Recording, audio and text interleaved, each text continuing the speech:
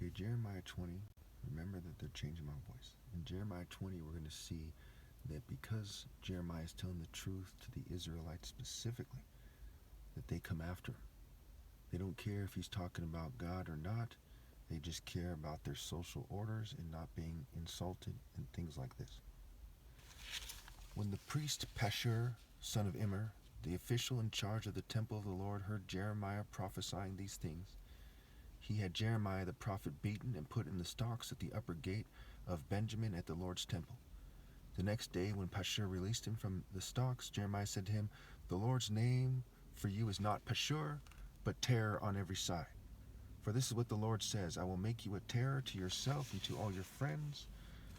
With your own eye you will see them fall by the sword of their enemies. I will give all Judah into the hands of the king of Babylon, who will carry them away to Babylon or put them to the sword." This is similar to what is being said in the New Testament, and certainly at the end of Jeremiah 50 through the end, we see that it's clear that Babylon is like a metaphor for the whole world, but it's that Babylonian system of idolatry. And that this is the logical response of someone who's God's representative when faced with adversity, when faced with kind of oppression, right? Fuming, poisoning, threats, okay, physical harm.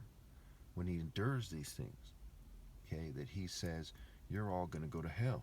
And he goes into details about it. So this is supposed to be completely legal in America, supposed to be allowed on all the websites, what have you. Okay, this is what we'd expect, not turning the other cheek. Okay. So again, he says this to him. For this is what the Lord says, I will make you a terror on yourself and to all your friends. With your own eye you will see them fall by the sword of their enemies. I will give all Judah into the hands of the king of Babylon, who will carry them away to Babylon or put them to the sword. I will deliver all the wealth of the city into the hands of their enemies, all its products, all its valuables, and all the treasures of the kings of Judah. They will take it away as plunder and carry it off to Babylon. And you, Pashur, and all who live in your house will go into exile to Babylon. There you will die and be buried, you and all your friends to whom you have prophesied lies. Now this next part, I don't like it very much. It's Jeremiah's complaint. Keep in mind, he's just complaining about what has happened to him, and he's not right to complain. But the Bible's using this formula to kind of explain how the life of a man of God is hard, and how it's a bunch of wussies that don't man up, that refuse to obey God through me, and refuse to live a godly life. Now listen, we see that people aren't using their heads, okay? They think that if they interfere with my explanations, that they're manning up. We see how Solomon was told by David, he said, be a man and obey God's commands. Be a man and obey God's command. We see these things come together and make it clear that I'm right. So anyway, Jeremiah's complaint. You deceived me, Lord, and I was deceived. You overpowered me and prevailed. I am ridiculed all day long. Everyone mocks me. When I speak, I cry out, proclaiming violence and destruction. So the word of the Lord has brought me insult and reproach all day long. But if I say I will not mention his word or speak any more in his name, his word is in my heart like a fire shut up in my bones. I am weary of holding it in. Indeed, I cannot. I hear many whispering terror on every side. Denounce him. Let's denounce him. All my friends are waiting for me to slip, saying perhaps he will be deceived. Then we will prevail over him and take revenge on him. But the Lord is with me like a mighty warrior, so my persecutors will stumble and not prevail.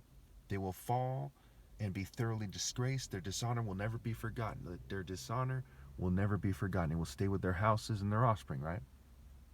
So a specific response to, hey, anytime he might have slipped in a logical way, he might have felt fear or whatever he did wrong, right? But for me, it was stumbling on my words. I was never afraid. It was stumbling on my words in my videos.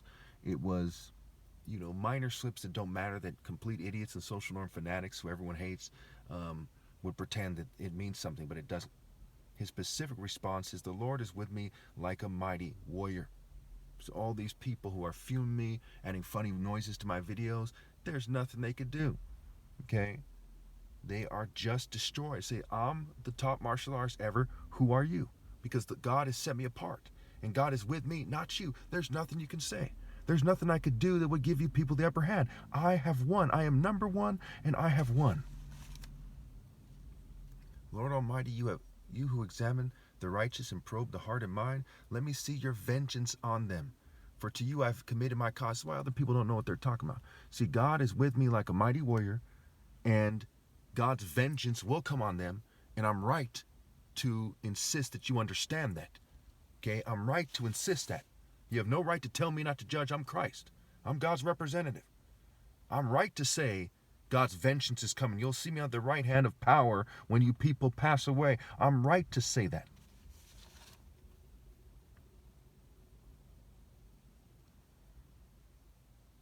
Sing to the Lord, give praise to the Lord. He rescues the life of the needy from the hands of the wicked. Cursed be the day I was born. May the day my mother bore me not be blessed. Cursed be the man who brought my father the news, who made him very glad, saying, a child is born to you, a son. May that man be like the towns the Lord overthrew without pity. May he hear wailing in the morning, a battle cry at noon. For he did not kill me in the womb with my mother as my grave. Her womb enlarged her forever.